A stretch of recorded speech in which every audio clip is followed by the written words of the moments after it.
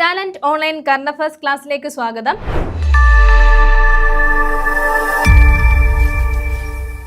ഇന്ന് നമ്മൾ ചർച്ച ചെയ്യുന്നത് ഡിസംബർ 1-2 തീയതികളിലെ ആനുകാലിക വിഷയങ്ങളാണ്. വരൂ ക്ലാസ്സിലേക്ക് കിടക്കാം.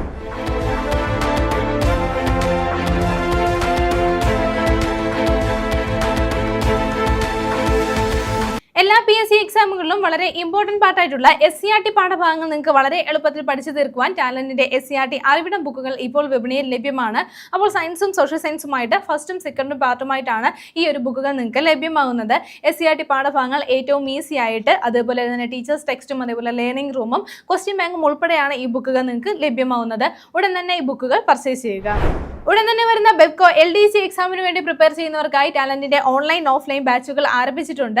അപ്പോൾ ഈ ക്ലാസ്സുകൾ നിങ്ങൾക്ക് ഡെയിലി എക്സാംസും അതേപോലെ മോക്ക് ടെസ്റ്റും ഇനി റാങ്ക് ഫെയിൽ എക്സാംസും എല്ലാം ഉൾപ്പെടുന്നുണ്ട്. മാത്രമല്ല കറണ്ട് അഫയേഴ്സുമായി ബന്ധപ്പെട്ടുള്ള വീക്ക്ലി എക്സാമുകളും ഇത് ഇൻക്ലൂഡഡ് ആണ്. അപ്പോൾ ഈ എക്സാമുകളൊക്കെ ഉൾപ്പെടുത്തി നല്ല മികച്ച അധ്യാപകരെ ഉൾപ്പെടെ തയ്യാറാക്കിയിട്ടുള്ളതാണ് ഈ ക്ലാസ്സുകൾ. ക്ലാസ്സുകളുമായി ബന്ധപ്പെട്ട കൂടുതൽ വിവരങ്ങൾക്ക് താഴെ കാണുന്ന ഗൂഗിൾ ഫോം ഫില്ല് ചെയ്യുക. PSC എക്സാമുകൾ നമുക്ക് കുറഞ്ഞത് ഒരു 10 മാർക്കെങ്കിലും ഉറപ്പിക്കാൻ സാധിക്കുന്ന ഒരു മേഖലയാണ് ആനുകാലികം അല്ലെങ്കിൽ കറണ്ട് അഫെയർ. അപ്പോൾ നമ്മുടെ ഡെയിലി കറണ്ട് അഫെയർ ക്ലാസ്സുകൾ അടിസ്ഥാനമാക്കി തയ്യാറാക്കിയിട്ടുള്ള ടാലന്റിന്റെ current affair book special edition പുറത്തിറങ്ങിയിട്ടുണ്ട്. അപ്പോൾ ടാലന്റിന്റെ എല്ലാ പ്രസിദ്ധീകരണങ്ങളും നിങ്ങൾക്ക് നിങ്ങളുടെ അടുത്തുള്ള ബുക്ക് സ്റ്റോളുകൾ വഴി വാങ്ങിക്കാൻ സാധിക്കുന്നതാണ്, അല്ലെങ്കിൽ ടാലന്റിന്റെ ഒഫീഷ്യൽ വെബ്സൈറ്റ് വഴി വാങ്ങാം. ഇനി ഫ്ലിപ്കാർട്ട്, ആമസോൺ പ്ലാറ്റ്ഫോമുകളിലും ഇതേപോലെ ഈ ബുക്കുകൾ ലഭ്യമാണ്. അപ്പോൾ ഉടൻ തന്നെ നിങ്ങളുടെ കോപ്പികൾ സ്വന്തമാക്കും. ഇന്ന് ആദ്യം നമ്മൾ ചർച്ച ചെയ്യുന്നത് ഒരു അപ്പോയിന്റ്മെന്റ് ആണ്. 2025 നവംബറിൽ central board of indirect taxes and കസ്റ്റംസിന്റെ ചെയർമാനായി നിയമിതനായത് ആരെന്നാണ്. അപ്പോൾ ഓർത്തു വെക്കുക, വിവേക് ചതുർവേദിയാണ്. ആരാണ്? വിവേക് ചതുർവേദിയാണ് ഈ ഒരു പോസ്റ്റിലേക്ക് നിയമിതനായിട്ടുള്ളത്. 2025 നവംബറിലാണ് ഈ ഒരു അപ്പോയിന്റ്മെന്റ് നടന്നത് എന്നുള്ള കാര്യം നോട്ട് ചെയ്യുക. അപ്പോൾ എന്താണ്? Central board of indirect taxes and കസ്റ്റംസിന്റെ ചെയർമാനായിട്ടാണ്. അപ്പോൾ ആ ഒരു ബോർഡിന്റെ ചെയർമാനായിട്ടാണ് ആരാണ്? വിവേക് ചതുർവേദി നിയമിതനായത്. 2025 നവംബറിലാണ് ഈ ഒരു അപ്പോയിന്റ്മെന്റ് നടന്നിട്ടുള്ളത്. അടുത്തത് 2026 ഓസ്കാറുമായി ബന്ധപ്പെട്ട ഒരു പോയിന്റ് ആണ് നമ്മൾ നോക്കുന്നത്. 2026 ഓസ്കാറിൽ മികച്ച ആനിമേറ്റഡ് ഫീച്ചർ ഫിലിം വിഭാഗത്തിലേക്ക് മത്സരിക്കുന്ന ഇന്ത്യൻ ചിത്രം ഏതെന്നാണ്. അപ്പോൾ ഓർത്തു വെക്കുക, ഏത് ചിത്രമാണ്? മഹാ അവതാർ നരസിംഹ എന്നുള്ള ചിത്രമാണ്. അപ്പോൾ ഏത് കാറ്റഗറിയിലേക്കാണ് മത്സരിക്കുന്നത്? മികച്ച ആനിമേറ്റഡ് ഫീച്ചർ ഫിലിം എന്നുള്ള വിഭാഗത്തിലേക്കാണ് മത്സരിക്കുന്നത്. സാധാരണ എന്താണ് നമുക്കറിയാം, അപൂർവം അവസരങ്ങളിൽ മാത്രമാണ് എന്താണ് ഇന്ത്യയിൽ നിന്ന് ഒരു സിനിമ ഈ ഒരു കാറ്റഗറിയിലേക്ക് മത്സരിക്കുന്നത്. അപ്പോൾ 2026 ആണെന്നുള്ള കാര്യം ഓർത്തു വെക്കുക. 2026 ഓസ്കാറിലേക്കാണ് എന്താണ് മികച്ച ആനിമേറ്റഡ് ഫീച്ചർ ഫിലിം വിഭാഗത്തിലേക്ക് ഇങ്ങനെ ഒരു സിനിമ മത്സരിക്കുന്നത്. ഇനി ഏത് സിനിമയാണ്? നമ്മൾ പറഞ്ഞു മഹാ അവതാർ നരസിംഹ എന്നുള്ള ചിത്രമാണ്. ഇനി ഒരു സിനിമ സംവിധാനം ചെയ്തത് ആരാണെന്ന് കൂടി ഒന്ന് നോട്ട് ചെയ്ത് വെക്കുക. അശ്വിൻ കുമാർ ആണ്. ആരാണ്? അശ്വിൻ കുമാർ ആണ് ഈ ഒരു സിനിമയുടെ സംവിധായകൻ എന്നുള്ള കാര്യം നോട്ട് ചെയ്യുക. അപ്പോൾ ഏതാണ് സിനിമ? മഹാ അവതാർ നരസിംഹ എന്നുള്ള സിനിമയാണ്. 2026 ഓസ്കാറിലെ കാര്യമാണ് നമ്മൾ ചർച്ച ചെയ്തത്. അപ്പോൾ ഈ ഒരു അവാർഡിലെ മികച്ച ആനിമേറ്റഡ് ഫീച്ചർ വിഭാഗത്തിലേക്കാണ് ഈ ഒരു സിനിമ മത്സരിക്കുന്നത്. അടുത്തതൊരു അവാർഡാണ് നമ്മൾ നോക്കുന്നത്. 2025 മാർഗി സതി സ്മൃതി പുരസ്കാരമാണ്. എന്താണ്? മാർഗി സതി സ്മൃതി പുരസ്കാരമാണ് നമ്മൾ നോക്കുന്നത്. അപ്പോൾ 2025 ഈ ഒരു പുരസ്കാരത്തിന് അർഹരായിരിക്കുന്നത് ആരാണെന്ന് ഓർത്തു വെക്കുക. ചിത്ര വിശ്വേശ്വരനാണ്. ആരാണ്? ചിത്ര വിശ്വേശ്വരനാണ് ഈ ഒരു പുരസ്കാരത്തിന് അർഹയായിരിക്കുന്നത്. അപ്പോൾ 2025 മാർഗി സതി സ്മൃതി പുരസ്കാരമാണ് നമ്മൾ നോക്കിയത്. 2025 ആണെന്നുള്ള കാര്യം പ്രത്യേകം നോട്ട് ചെയ്യുക. അപ്പോൾ 2025 ഈ ഒരു പുരസ്കാരത്തിന് അർഹയായിരിക്കുന്നത് ചിത്ര വിശ്വേശ്വരനാണ്. ഇനി ചിത്ര വിശ്വേശ്വരൻ എന്താണ്? ഒരു ഭരതനാട്യം നർത്തകിയാണ് എന്നുള്ള കാര്യം ഓർത്തു വെക്കുക. എന്താണ്? ഭരതനാട്യം എന്താണ്? ഭരതനാട്യം നർത്തകിയാണ്. ആരാണ്? ചിത്ര വിശ്വേശ്വരൻ എന്നുള്ള കാര്യം പ്രത്യേകം നോട്ട് ചെയ്യുക. ഇനി 2024 പുരസ്കാരവും പ്രഖ്യാപിച്ചിട്ടുണ്ട്. 2024 25 പുരസ്കാരങ്ങൾ അടുത്തിടെയാണ് പ്രഖ്യാപിച്ചത്. അപ്പോൾ 2024 മാർഗി സതി സ്മൃതി പുരസ്കാരത്തിന് അർഹനായത് അതാരാണെന്ന് ഓർത്തു വെക്കുക. അത് കലാമണ്ഡലം ഗോപി ആശാനാണ്. ആരാണ്? കലാമണ്ഡലം ഗോപി ആശാനാണ്. എന്താണ്? 2024 ഈ ഒരു പുരസ്കാരത്തിന് അർഹനായിരിക്കുന്നത്. അപ്പോൾ 2024 പുരസ്കാരം കലാമണ്ഡലം ഗോപി ആശാൻ, കലാമണ്ഡലം ഗോപി. അതുപോലെ തന്നെ 2025 പുരസ്കാരം ലഭിക്കുന്നത് ആർക്കാണ്? ചിത്ര വിശ്വേശ്വരനാണ് എന്നുള്ള കാര്യം നോട്ട് ചെയ്യുക. ഇനി ചിത്ര വിശ്വേശ്വരൻ നമ്മൾ പറഞ്ഞു ഭരതനാട്യം നർത്തകിയാണെന്ന് നമ്മൾ പറഞ്ഞു അല്ലേ. ഇനി കലാമണ്ഡലം ഗോപി ആശാൻ, അദ്ദേഹത്തിന്റെ കാര്യം നമുക്ക് പ്രത്യേകം എടുത്ത് പറയേണ്ട ആവശ്യമില്ല. നമുക്കറിയാം കഥകളിയാണ് അദ്ദേഹം. എന്താണ്? ഒരു കഥകളി ആചാര്യനാണ് എന്നുള്ള കാര്യം ഓർത്തു വെക്കുക. കഥകളിയാണ് അദ്ദേഹത്തിന്റെ വിഭാഗം എന്നുള്ള കാര്യം നോട്ട് ചെയ്യുക. ഇനി ഈ ഒരു പുരസ്കാരത്തിന്റെ സമ്മാന തുക എത്രയാണെന്ന് കൂടി ഓർത്തു വെക്കുക. 50,000 രൂപയാണ്. എത്രയാണ്? 50,000 രൂപയാണ് പുരസ്കാരത്തിന്റെ സമ്മാന തുക. ഇനി മാർഗി സതി സ്മൃതി പുരസ്കാരമാണെന്ന് നമ്മൾ പറഞ്ഞു. മാർഗി സതി നമ്മൾ PSCക്ക് കുറേ തവണ പഠിച്ചിട്ടുള്ളതാണ് അല്ലേ? നമുക്കറിയാം അല്ലേ? ആർട്സ് ആൻഡ് കൾച്ചർ ആ പോർഷനിൽ നമ്മൾ മാർഗി സതി പഠിച്ചിട്ടുള്ളതാണ്. അപ്പോൾ മാർഗി സതി ആരാണ്? അതൊരു നങ്ങ്യാർ കൂത്ത്. എന്താണ്? നങ്ങ്യാർ കൂത്ത് കലാകാരി ആണ് എന്നുള്ള കാര്യം നോട്ട് ചെയ്യുക. നമ്മൾ പഠിച്ചിട്ടുള്ളതാണ് അല്ലേ? അപ്പോൾ മാർഗി സതി എന്താണ്? നങ്ങ്യാർ കൂത്ത് അതേപോലെ കൂടിയാട്ടം കലാകാരിയാണ്. അപ്പോൾ ആ മാർഗി സതിയുടെ സ്മരണാർത്ഥമാണ് ഈ ഒരു പുരസ്കാരം നൽകുന്നത്. മാർഗി സതി സ്മൃതി പുരസ്കാരം 2025 ഈ ഒരു പുരസ്കാരം നേടുന്നതാരാണ്? ചിത്ര വിശ്വേശ്വരനാണ്. ഇനി 2024 പുരസ്കാരം ലഭിക്കുന്നത് കലാമണ്ഡലം ഗോപിയാശാനാണ്. അടുത്ത നമ്മൾ നോക്കുന്നത് പുതിയ ഒരു പേരാണ്. അപ്പോൾ ഏത് സ്ഥാപനത്തിന്റെ പേരാണെന്ന് ചോദിച്ചാൽ രാജ്ഭവന്റെ പേരാണ്. അതായത് നമ്മുടെ ഗവർണറുടെയൊക്കെ ഔദ്യോഗിക വസതിയായ രാജ്ഭവന് പുതിയ പേര് നൽകുകയാണ്. അപ്പോൾ ഈ പേരെന്താണെന്ന് ഓർത്തു വെക്കുക. ലോക് ഭവൻ എന്നാണ് നൽകുന്നത്. എന്താണ്? ലോക് ഭവൻ എന്നാണ് പേര് നൽകുന്നത്. അപ്പോൾ രാജ്ഭവൻ എന്നുള്ളത് മാറ്റിയിട്ട് ഇനി എന്താണ്? ലോക് ഭവൻ എന്ന പേര് നൽകുകയാണ്. ഇനി എല്ലാ സംസ്ഥാനങ്ങളിലെയും ഈ ഒരു ഗവർണറുടെ ഈ ഒരു ഔദ്യോഗിക വസതി ഇനി എങ്ങനെയായിരിക്കും അറിയപ്പെടുന്നത്? ലോക് ഭവൻ എന്നായിരിക്കും അറിയപ്പെടുന്നത്. അപ്പോൾ കേന്ദ്ര ആഭ്യന്തര മന്ത്രാലയമാണെന്നാണ് ഇത്തരത്തിലൊരു ഉത്തരവ് പുറപ്പെടുവിച്ചത് എന്നുള്ള കാര്യം കൂടി ഒന്ന് നോട്ട് ചെയ്യുക. എന്താണ്? ഈ ഒരു ലോക് ഭവൻ എന്നുള്ള പേര് നിർദ്ദേശിച്ച്, അതായത് ലോക് ഭവൻ എന്നുള്ള ഈ ഒരു പേര് നൽകണം, അതായത് രാജ്ഭവൻ എന്നുള്ളത് മാറ്റിയിട്ട് എന്താണ് ലോക് ഭവൻ എന്നുള്ള പുതിയ പേര് നൽകണം എന്നുള്ള നിർദ്ദേശം വന്നത്, ഉത്തരവ് നൽകിയത് ആരാണെന്ന് ഓർത്തു വെക്കുക. അത് കേന്ദ്ര ആഭ്യന്തര മന്ത്രാലയമാണ്. അപ്പോൾ നമ്മൾ വേറൊരു കാര്യം കൂടി ഓർത്തു വെക്കണം. നമുക്കറിയാം ചില സംസ്ഥാനങ്ങൾ ചില പ്രദേശങ്ങളിലൊക്കെ നമുക്കറിയാം എന്താണ് ലഫ്റ്റനന്റ് ഗവർണർമാർ കൂടിയുണ്ട്. അപ്പോൾ ഈ ഒരു ലഫ്റ്റനന്റ് ഗവർണർമാരുടെ അവരുടെ ഔദ്യോഗിക വസതി അറിയപ്പെടുന്നത് എങ്ങനെയായിരുന്നു? രാജ് നിവാസ് എന്നായിരുന്നു. അപ്പോൾ ആ ഒരു പേരെന്താണ്? ലോക് നിവാസ് എന്ന് ആക്കിയിട്ടുണ്ട്. എന്നാണ്? രാജ് നിവാസ് ലോക് നിവാസ് ആയി. അതേപോലെ രാജ്ഭവൻ എന്താണ്? ലോക് ഭവനായിട്ട് മാറ്റിയിട്ടുണ്ട്. ഇനി ഈ ഒരു ലോക് ഭവൻ എന്നുള്ള അർത്ഥം വരുന്നത് എങ്ങനെയാണെന്ന് കൂടി ഓർത്തു വെക്കുക. അവർ നിർദ്ദേശിച്ചിരിക്കുന്നത്, അതായത് കേന്ദ്ര ആഭ്യന്തര മന്ത്രാലയം നിർദ്ദേശിച്ചിരിക്കുന്നത് എന്താ? ജനങ്ങളുടെ ഭവനം, അതേപോലെ അർത്ഥം വരുന്ന രീതിയിലാണ്. എന്താണ്? ലോക് ഭവൻ എന്നുള്ള അർത്ഥം എന്താണ് മുന്നോട്ട് വെച്ചിരിക്കുന്നത്. അപ്പോൾ എന്താണ്? ജനങ്ങളുടെ വസതി അല്ലെങ്കിൽ ജനങ്ങളുടെ ഭവനം എന്ന രീതിയിലാണ് ഈ ഒരു മീനിങ് എന്താണ് അവർ പറഞ്ഞിരിക്കുന്നത്, നിർദ്ദേശിച്ചിരിക്കുന്നത് എന്നുള്ള കാര്യം കൂടി ഒന്ന് നോട്ട് ചെയ്യുക. അപ്പോൾ കേന്ദ്ര ആഭ്യന്തര മന്ത്രാലയമാണ് ഈ ഒരു പേര് എന്താണ് ആക്കണം എന്നുള്ള ഉത്തരവ് പുറപ്പെടുവിച്ചത്. രാജ്ഭവൻ, ഗവർണറുടെ ഔദ്യോഗിക വസതിയായ രാജ്ഭവൻ ഇനി എന്താണ്? ലോക് ഭവൻ എന്നായിരിക്കും അറിയപ്പെടുന്നത്. അടുത്ത നമ്മൾ ചർച്ച ചെയ്യുന്ന പോയിന്റ് ഇതാണ്. ഇന്ത്യയിലെ ആദ്യത്തെ കോറൽ റീഫ് റിസർച്ച് ഇൻസ്റ്റിറ്റ്യൂട്ട് നിലവിൽ വരുന്നത് എവിടെയെന്നാണ്. അപ്പോൾ ഓർത്തു വെക്കുക, ആൻഡമാൻ നിക്കോബാർ ദ്വീപുകളിലായിട്ടാണ് ഈ ഒരു റിസർച്ച് ഇൻസ്റ്റിറ്റ്യൂട്ട് നിലവിൽ വരുന്നത്. അപ്പോൾ കോറൽ റീഫ് നമുക്കറിയാമല്ലേ, പവിഴപ്പുറ്റുകൾ. അപ്പോൾ ഈ ഒരു പവിഴപ്പുറ്റുകളുമായി ബന്ധപ്പെട്ടിട്ടുള്ള ഗവേഷണത്തിന് വേണ്ടിയിട്ടുള്ള നോഡൽ മോണിറ്ററിംഗ് ഏജൻസി ആയിട്ടാണ് എന്താണ് ഈ ഒരു ആൻഡമാൻ നിക്കോബാറിലെ ഇൻസ്റ്റിറ്റ്യൂട്ട് നിലവിൽ വരാൻ പോകുന്നത്. അപ്പോൾ ഈ ഒരു റിസർച്ച് ഇൻസ്റ്റിറ്റ്യൂട്ട് നിലവിൽ വരുന്നത് എന്താണ് പ്രത്യേകത? ഇന്ത്യയിൽ ആദ്യമായിട്ടാണ് ഇത്തരത്തിലൊരു റിസർച്ച് ഇൻസ്റ്റിറ്റ്യൂട്ട് നിലവിൽ വരുന്നത്. അത് എവിടെയാണ് നിലവിൽ വരുന്നതെന്ന് ഓർത്തു വെക്കുക. ആൻഡമാൻ നിക്കോബാർ ദ്വീപുകളിലാണ് നിലവിൽ വരുന്നത്. അടുത്ത നമ്മൾ നോക്കുന്നത് മിസോറാമിന് ലഭിക്കുന്ന പുതിയ ഒരു ബഹുമതിയാണ്. എന്താണെന്ന് നോക്കാം. ഇന്ത്യയുടെ ഇഞ്ചി തലസ്ഥാനം. എന്താണ്? ഇന്ത്യയുടെ ഇഞ്ചി തലസ്ഥാനമായിട്ട് അടുത്തിടെ നീതി ആയോഗ് ശുപാർശ ചെയ്ത സംസ്ഥാനം ഏതെന്നാണ്. അപ്പോൾ നോട്ട് ചെയ്യുക, ഏത് സംസ്ഥാനത്തെയാണ്? മിസോറാമിനെയാണ്. അപ്പോൾ എന്താണ്? ഇന്ത്യയുടെ ഇഞ്ചി തലസ്ഥാനം, അതായത് ജിഞ്ചർ ക്യാപിറ്റൽ ഓഫ് ഇന്ത്യ എന്നാണ് ശുപാർശ ചെയ്തത്. ഇനി ഏത് ഇൻസ്റ്റിറ്റ്യൂട്ട് ആണെന്നുള്ള കാര്യം ഓർത്തു വെക്കുക. ആരാണ്? നീതി ആയോഗാണ് ഇത്തരത്തിലൊരു ശുപാർശ മുന്നോട്ട് വെച്ചത്. ഇനി മിസോറാമിനെയാണ് എന്നുള്ള കാര്യം പ്രത്യേകം നോട്ട് ചെയ്യുക. അപ്പോൾ ഇനി വരാനുള്ള പരീക്ഷയ്ക്കൊക്കെ ചോദിക്കാനായിട്ട് സാധ്യതയുള്ള ഒരു ഇമ്പോർട്ടൻറ്റ് ക്വസ്റ്റ്യൻ ആണിത്.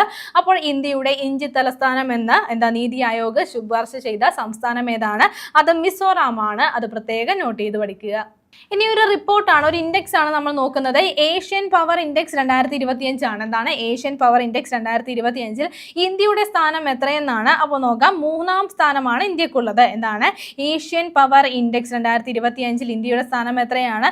അത് 3 ആണ് എന്നുള്ള കാര്യം നോട്ട് ചെയ്യുക. അങ്ങനെ ഇന്ത്യ 3ാം സ്ഥാനത്താണെങ്കിൽ 1ാം സ്ഥാനത്തുള്ള രാജ്യം ഏതാണ്? 1ാം സ്ഥാനത്ത് US ആണ്. 1ാം സ്ഥാനത്ത് US ആണ് എന്നുള്ള കാര്യം നോട്ട് ചെയ്യുക. ഇനി 2ാം സ്ഥാനത്ത് ചൈനയാണ്. എന്താണ്? 2ാം സ്ഥാനത്ത് ഉള്ളത്. അപ്പോൾ 1ാം സ്ഥാനത്തുള്ളത് US ആണ്, 2ാം സ്ഥാനത്ത് ചൈനയാണ്. ഇന്ത്യയുടെ സ്ഥാനം എത്രയാണ്? 3 ആണ് എന്നുള്ള കാര്യം നോട്ട് ചെയ്യുക. ഇനി ഈ ഒരു ഇൻഡെക്സ്, അതായത് ഏഷ്യൻ പവർ ഇൻഡെക്സ് 2025 എന്താണ്, അത് എല്ലാ വർഷവും പുറത്തിറക്കുന്നത് എന്തിനു വേണ്ടിയിട്ടാണെന്ന് ഓർത്ത് വെക്കുക. ഏഷ്യൻ പസഫിക് മേഖലയിലെ രാജ്യങ്ങളുടെ ആഗോള ശക്തി വിലയിരുത്തുന്നതിന് വേണ്ടിയിട്ട് ലെവി ഇൻസ്റ്റിറ്റ്യൂട്ട് പുറത്തിറക്കുന്നതാണ്. എല്ലാ വർഷവും പുറത്തിറക്കുന്ന ഒരു ഇൻഡെക്സ് ആണ് ഏഷ്യൻ പവർ ഇൻഡെക്സ് എന്ന് പറയുന്നത്. അപ്പോൾ 2025 ഈ ഒരു ഇൻഡെക്സിൽ ഇന്ത്യയുടെ സ്ഥാനം പ്രത്യേകം നോട്ട് ചെയ്ത് പഠിക്കുക. 3-ാം സ്ഥാനത്താണ് ഇന്ത്യ ഉള്ളത്. അടുത്ത നമ്മൾ നോക്കുന്ന പോയിന്റ് ഇതാണ്. ലിയോ 14 മാർപ്പാപ്പ സ്ഥാനമേറ്റെടുത്ത ശേഷം ആദ്യമായിട്ട് സന്ദർശിച്ച വിദേശ രാജ്യം ഏതെന്നാണ്. അപ്പോൾ ഓർത്ത് വെക്കാം, തുർക്കിയാണ്. അപ്പോൾ അദ്ദേഹം എന്താണ്, അടുത്തിടെ തുർക്കി സന്ദർശിക്കുകയുണ്ടായി. എന്താണ് ഇതിനൊരു പ്രത്യേകത? അദ്ദേഹം എന്താണ്, മാർപ്പാപ്പയായി സ്ഥാനമേറ്റതിനു ശേഷം ആദ്യമായിട്ട് സന്ദർശിച്ച വിദേശ രാജ്യമാണ് ഏതാണ്, തുർക്കി എന്നുള്ള കാര്യം പ്രത്യേകം നോട്ട് ചെയ്യുക. ഇനി അദ്ദേഹം എന്തിനാണ് പ്രധാനമായും അവിടെ സന്ദർശിച്ചതെന്ന് വെച്ചാൽ ഒരു വാർഷികത്തോട് അനുബന്ധിച്ചാണ്. കൗൺസിൽ ഓഫ് നിഹ്യയുടെ 1700ാമത് വാർഷികമാണ് ആഘോഷിച്ചത്. അപ്പോൾ ഈ ഒരു ആഘോഷത്തിന്റെ ഭാഗമാകാൻ വേണ്ടിയിട്ടാണ് തുർക്കിയിൽ വന്നത്, നമ്മുടെ ലിയോ 14 മാർപ്പാപ്പ സ്ഥാനമേറ്റതിന് ശേഷം അവിടെ എത്തിയത്. അപ്പോൾ എത്രാമത് വാർഷികമാണെന്ന് ഓർത്ത് വെക്കുക, 1700ാമത്തെ വാർഷികമായിരുന്നു അതിന്റെ ഈ ഒരു കൗൺസിൽ ഓഫ് നിഹ്യയുടെ 1700ാമത് വാർഷികത്തോടനുബന്ധിച്ചാണ് ലിയോ 14 മാർപ്പാപ്പ എവിടെ എത്തിയത്, തുർക്കിയിൽ എത്തിയത്. ഇനി ഒരു പ്രതിമയുമായി ബന്ധപ്പെട്ട പോയിന്റാണ് നമ്മൾ ചർച്ച ചെയ്യുന്നത്. ഡോക്ടർ BR അംബേദ്കറുടെ പ്രതിമയാണ്. ഡോക്ടർ BR അംബേദ്കറുടെ പ്രതിമയാണ് അനാച്ഛാദനം ചെയ്യപ്പെട്ടത്. എവിടെയാണ് ഈ ഒരു അനാച്ഛാദനം അല്ലെങ്കിൽ സ്ഥാപിക്കപ്പെട്ടതെന്ന് ഓർത്തു വെക്കാം. യുനെസ്കോ ആസ്ഥാനത്താണ്. എവിടെയാണ്? യുനെസ്കോ ആസ്ഥാനത്താണ് നമ്മുടെ BR അംബേദ്കർ അദ്ദേഹത്തിന്റെ പ്രതിമ അനാച്ഛാദനം ചെയ്തത്. ഇനി നമ്മൾ അടുത്തിടെയാണ് ഭരണഘടനാ ദിനത്തെക്കുറിച്ചുള്ള ചർച്ചകൾ കഴിഞ്ഞു പോയത്. അപ്പോൾ ഈ ഒരു ഭരണഘടനാ ദിനത്തോടനുബന്ധിച്ച് തന്നെയാണ് ഈ ഒരു പ്രതിമയും അനാച്ഛാദനം ചെയ്തത് എന്നുള്ള കാര്യം നോട്ട് ചെയ്യുക. ഇനി എന്നാണ് ഭരണഘടനാ ദിനം, അതായത് സംവിധാന ദിവസം എന്നാണെന്ന് ഓർത്ത് വെക്കുക. നവംബർ 26 നിങ്ങൾക്ക് എല്ലാവർക്കും അറിയാവുന്നതാണ്. നമ്മൾ കഴിഞ്ഞ ദിവസമാണ് ഈ ഒരു കാര്യം ചർച്ച ചെയ്തത്. അപ്പോൾ നവംബർ 26 എന്ന ഭരണഘടനാ ദിനത്തോട് അനുബന്ധിച്ച് 2025 ഡോക്ടർ BR അംബേദ്കറുടെ പ്രതിമ യുനെസ്കോ ആസ്ഥാനത്ത് അദ്ദേഹത്തിന്റെ പ്രതിമ അനാച്ഛാദനം ചെയ്തത്. ഇനി യുനെസ്കോ ആസ്ഥാനം അല്ലെങ്കിൽ യുനെസ്കോ ഹെഡ് ക്വാർട്ടേഴ്സ് എവിടെയാണെന്ന് നമുക്കറിയാമല്ലേ, ഫ്രാൻസിലാണ്. ഫ്രാൻസിൽ എവിടെയാണ്? ഫ്രാൻസിലെ പാരീസിലാണ് യുനെസ്കോയുടെ ആസ്ഥാനം വരുന്നത്. അപ്പോൾ ആരുടെ പ്രതിമയാണ് അനാച്ഛാദനം ചെയ്തതെന്ന് ഓർത്ത് വെക്കുക. BR അംബേദ്കറിന്റെ പ്രതിമയാണ് അടുത്തിടെ യുനെസ്കോ ആസ്ഥാനത്ത് അനാച്ഛാദനം ചെയ്തത്. അടുത്തത് നമ്മൾ നോക്കുന്ന പോയിന്റ് ഇതാണ്. ഇന്തോനേഷ്യയെ പോളിയോ വിമുക്തമായിട്ട് ലോകാരോഗ്യ സംഘടന പ്രഖ്യാപിച്ചിരിക്കുകയാണ്. അപ്പോൾ അടുത്തിടെ ഇന്തോനേഷ്യ ഈ ഒരു ലോകാരോഗ്യ സംഘടന പോളിയോ വിമുക്തമായിട്ട് പ്രഖ്യാപിച്ചിരിക്കുന്നു. അപ്പോൾ പോളിയോ ടൈപ്പ് 2 പോളിയോ ടൈപ്പ് 2 എന്നുള്ള ഈ ഒരു അസുഖം വ്യാപിക്കുന്നത് അവിടെ സ്റ്റോപ്പ് ചെയ്യപ്പെട്ടിട്ടുണ്ട് എന്നാണ് പറയുന്നത്. അപ്പോൾ 2024 ജൂൺ മുതൽ നോക്കുകയാണെങ്കിൽ കുട്ടികളിലോ അല്ലെങ്കിൽ മറ്റുള്ള പരിസരത്തോ ഒന്നും ഈ ഒരു പോളിയോ രോഗം കണ്ടെത്താനായിട്ട് സാധിച്ചിട്ടില്ല. ഇതിലൂടെയാണ് ഇന്തോനേഷ്യയെ ലോകാരോഗ്യ സംഘടന പോളിയോ വിമുക്തമായിട്ട് പ്രഖ്യാപിച്ചത്. അപ്പോൾ അടുത്തിടെ ലോകാരോഗ്യ സംഘടന പോളിയോ വിമുക്തമായിട്ട് പ്രഖ്യാപിച്ച രാജ്യം ഏതെന്ന് ചോദിച്ചാൽ ഉത്തരം എഴുതുക, ഇന്തോനേഷ്യയാണ്. അടുത്തത് ഒരു പ്രമേയമാണ് നമ്മൾ നോക്കുന്നത്. 2025 ലോക എയ്ഡ്സ് ദിനത്തിന്റെ പ്രമേയം എന്താണെന്ന് നമുക്ക് നോക്കാം.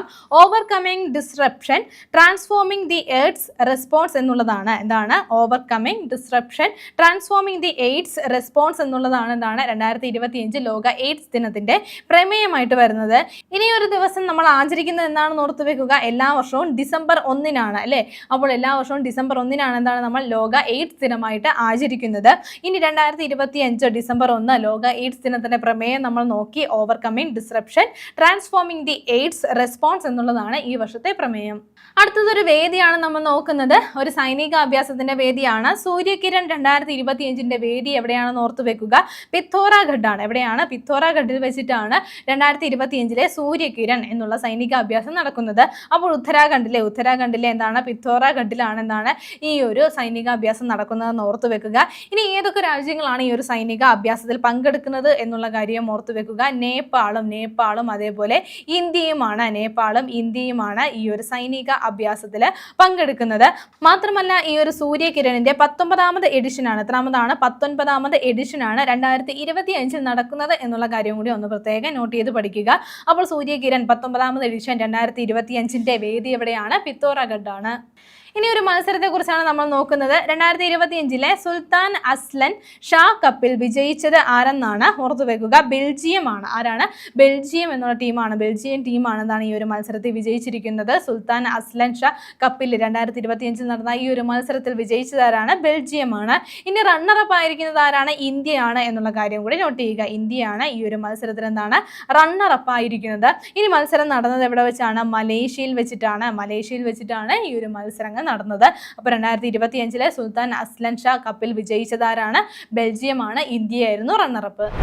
ഉടൻ തന്നെ വരുന്ന കമ്പനി ബോർഡ് LGS എക്സാമിന് വേണ്ടി പ്രിപ്പയർ ചെയ്യുന്നവർക്കായി ടാലന്റിന്റെ LGS റാങ്ക് ഫയൽ ഇപ്പോൾ വിപണിയിൽ ലഭ്യമാണ്. ഒരൊറ്റ പൊളിയത്തിലായിട്ടാണ് ഈ ഒരു റാങ്ക് ഫയൽ നിങ്ങൾക്ക് ലഭ്യമാവുന്നത്. അപ്പോൾ ഉടൻ തന്നെ ഈ ഒരു റാങ്ക് ഫയൽ സ്വന്തമാക്കുക, നല്ല രീതിയിൽ പഠിച്ചു തുടങ്ങുക.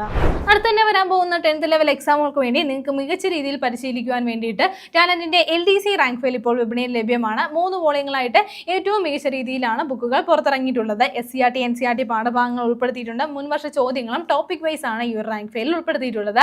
1600 രൂപയുള്ള റാങ്ക് ഫയൽ നിങ്ങൾക്ക് ഇപ്പോൾ 1500 രൂപയ്ക്ക് സ്വന്തമാക്കാൻ സാധിക്കുന്നതാണ്. റാങ്ക് ഫയലുകൾ സ്വന്തമാക്കുന്നതിനായി താഴെ തന്നിരിക്കുന്ന ഗൂഗിൾ ഫോം ഫില്ല് ചെയ്യുക. ഇന്ന് നമ്മൾ ചർച്ച ചെയ്ത പോയിന്റുകൾ ഒന്നുകൂടി നമുക്ക് നോക്കാം. ആദ്യം നമ്മൾ നോക്കിയ പോയിന്റ് ഒരു അപ്പോയിന്റ്മെന്റ് ആയിരുന്നു. 2025 നവംബറിൽ central board of indirect taxes and കസ്റ്റംസിന്റെ ചെയർമാനായി നിയമിതനായിരുന്നു ആരാണെന്ന് നമ്മൾ നോക്കി. അപ്പോൾ വിവേക് ചതുർവേദിയാണ് ഈ ഒരു പോസ്റ്റിലേക്ക് നിയമിതനായിരിക്കുന്നത്. അത് കഴിഞ്ഞ് നമ്മൾ നോക്കിയത് 2026 ഓസ്കാറിൽ മികച്ച ആനിമേറ്റഡ് ഫീച്ചർ ഫിലിം വിഭാഗത്തിൽ മത്സരിക്കുന്ന ഇന്ത്യൻ ചിത്രം ഏതെന്നാണ്. അപ്പോൾ മഹാ അവതാർ നരസിംഹ എന്നുള്ള ചിത്രമാണ്. ഈ ചിത്രം സംവിധാനം ചെയ്തിരിക്കുന്നത് അശ്വിൻ കുമാർ ആണ് എന്നുള്ള കാര്യം കൂടി ഒന്ന് നോട്ട് ചെയ്യുക. അത് കഴിഞ്ഞിട്ട് നമ്മൾ ചർച്ച ചെയ്തത് ഒരു അവാർഡായിരുന്നു. 2025 മാർഗി സതീഷ് സ്മൃതി പുരസ്കാരത്തിന് അർഹയായത് ആരാണ് നമ്മൾ നോക്കി. അപ്പോൾ 2025 ഈ ഒരു പുരസ്കാരം ലഭിക്കുന്നവർക്കാണ് ചിത്ര വിശ്വേശ്വരനാണ്. 2024 പുരസ്കാരം ലഭിക്കുന്നവർക്കാണ് അത് കലാമണ്ഡലം ഗോപിയാശാനാണ്. അത് കഴിഞ്ഞ് നമ്മൾ നോക്കിയത് ഒരു പുതിയൊരു പേരായിരുന്നു. എന്നാണ് ഗവർണറുടെ ഔദ്യോഗിക വസതിയായ രാജ്ഭവന് നൽകുന്ന പുതിയ പേര് എന്തെന്നാണ്? ലോക് ഭവൻ എന്നാണ് ഈ ഒരു പേര് നൽകുന്നത്. കേന്ദ്ര ആഭ്യന്തര മന്ത്രാലയമാണ് ഈ ഒരു പുതിയ പേര് നൽകണമെന്നുള്ള ഉത്തരവ് പുറപ്പെടുവിച്ചത്. ഇനി ലോക് ഭവൻ എന്ന് പറയുന്നത് എന്താണ്? ലോക ഭവൻ, അതായത് ജനങ്ങളുടെ ഭവനം എന്നുള്ള അർത്ഥം വരുന്ന രീതിയിലാണ് ഈ ഒരു പുതിയ പേര് നൽകിയിരിക്കുന്നത്. അത് കഴിഞ്ഞ് നമ്മൾ നോക്കിയത് ഇന്ത്യയിലെ തന്നെ ആദ്യത്തെ കോറൽ റീഫ് റിസർച്ച് ഇൻസ്റ്റിറ്റ്യൂട്ട് നിലവിൽ വരുന്നത് എവിടെയെന്നാണ്. അപ്പോൾ ആൻഡമാൻ നിക്കോബാർ ദ്വീപുകളിലാണ് ഈ ഒരു റിസർച്ച് ഇൻസ്റ്റിറ്റ്യൂട്ട് നിലവിൽ വരുന്നത്. അത് കഴിഞ്ഞ് നമ്മൾ നോക്കിയ പോയിന്റ് ഇതായിരുന്നു. ഇന്ത്യയുടെ ഇഞ്ചി തലസ്ഥാനമായി അടുത്തിടെ നീതി ആയോഗ് ശുപാർശ ചെയ്ത സംസ്ഥാനം ഏതെന്നായിരുന്നു. അപ്പോൾ മിസോറാമിനെയാണ് മിസോറാം എന്നുള്ള സംസ്ഥാനത്തെയാണ് ഇന്ത്യയുടെ ഇഞ്ചി തലസ്ഥാനം, അതായത് ജിഞ്ചർ ക്യാപിറ്റൽ ഓഫ് ഇന്ത്യ എന്നുള്ള രീതിയിൽ നീതി ആയോഗ് അടുത്തിടെ ശുപാർശ ചെയ്തത്. പിന്നീട് നമ്മളൊരു റിപ്പോർട്ടാണ് നോക്കിയത്. ഏഷ്യൻ പവർ ഇൻഡെക്സ് 2025 എന്നുള്ള റിപ്പോർട്ടാണ്. ഈ ഒരു റിപ്പോർട്ടിൽ ഇന്ത്യയുടെ സ്ഥാനം എത്രയാണ്? 3 ഇനി 1ാം സ്ഥാനത്തുള്ള രാജ്യം ഏതാണ്? US ആണ്. 2ാം സ്ഥാനത്ത് ചൈനയാണ്. അത് കഴിഞ്ഞ് നമ്മൾ നോക്കിയത് ലിയോ 14 മാർപ്പാപ്പയെ സ്ഥാനമേറ്റതിന് ശേഷം ആദ്യമായിട്ട് സന്ദർശിച്ച വിദേശ രാജ്യം ഏതെന്നാണ്? തുർക്കിയാണ് അടുത്തിടെ അദ്ദേഹം സന്ദർശിച്ചത്. മാത്രമല്ല അവിടെ പ്രത്യേകത എന്താണ്? ഈ ഒരു സ്ഥാനമേറ്റതിന് ശേഷം, അതായത് മാർപ്പാപ്പയായതിനു ശേഷം അദ്ദേഹം ആദ്യമായിട്ട് സന്ദർശിച്ച വിദേശ രാജ്യമാണ് തുർക്കി. ശേഷം നമ്മൾ നോക്കിയത് ഒരു പ്രതിമയുമായി ബന്ധപ്പെട്ട പോയിന്റ് ആയിരുന്നു. 2025 ഭരണഘടനാ ദിനത്തോടനുബന്ധിച്ച് BR അംബേദ്കറുടെ പ്രതിമ അനാച്ഛാദനം ചെയ്യപ്പെട്ടത് എവിടെയെന്നാണ്? യുനെസ്കോ ആസ്ഥാനത്താണ് പ്രതിമ അനാച്ഛാദനം ചെയ്യപ്പെട്ടത്. ഇനി ഭരണഘടനാ ദിനം എന്നാണ് നമ്മൾ പറഞ്ഞു. നവംബർ 26 എല്ലാ വർഷവും നമ്മൾ ഭരണഘടനാ ദിനമായിട്ട് ആഘോഷിക്കുന്നത്.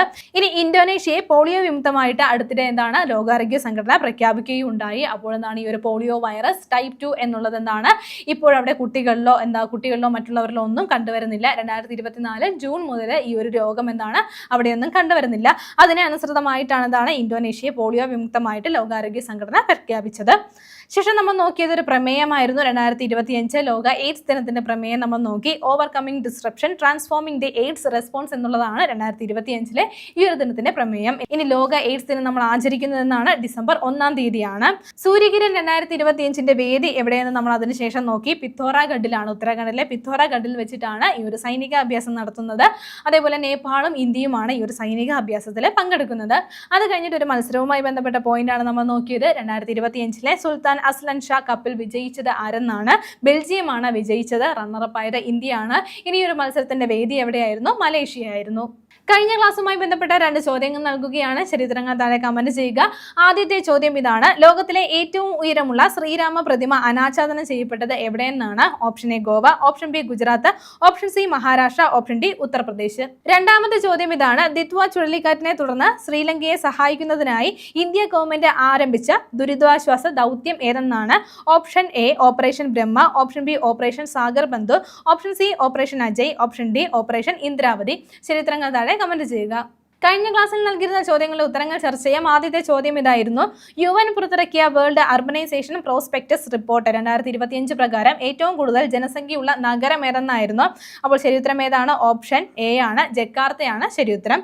രണ്ടാമത്തെ ചോദ്യം ഇതായിരുന്നു: വനിതാ പ്രീമിയർ ലീഗിൽ 1 കോടിക്ക് മുകളിൽ ലഭിക്കുന്ന ആദ്യ മലയാളി താരം ആരെന്നാണ്? ശരിയുത്തരം ഏതാണ്? ഓപ്ഷൻ സി ആണ്, ആശാ ശോഭനയാണ് ശരിയുത്തരം. ഇന്ന് നമ്മൾ ചർച്ച ചെയ്ത പോയിന്റുകൾ എല്ലാവർക്കും മനസ്സിലായി കാണുമെന്ന് വിശ്വസിക്കുന്നു. നന്നായി പഠിക്കുക, നന്നായി മുന്നേറുക. മറ്റൊരു ക്ലാസ്സുമായി വീണ്ടും കാണാം.